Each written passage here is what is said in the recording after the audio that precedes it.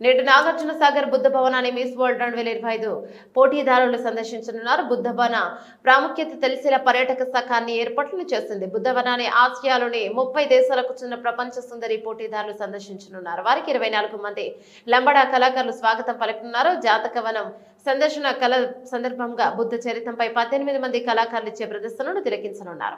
అంత్యకర్తలు 1000 మందితో భద్రతా ఏర్పాట్లు చేసింది పోలీసు శాఖ. మధ్యాహ్నం 1 గంటకు హైదరాబాద్ నుంచి బయలుదేరి 3 గంటలకు చింతపల్లి మండలం వెల్లంకికి చేరుకుని సాయంత్రం 4:30 నాగార్జున సాగర్ విజయ విహార్ కు చేరుకుంటారు.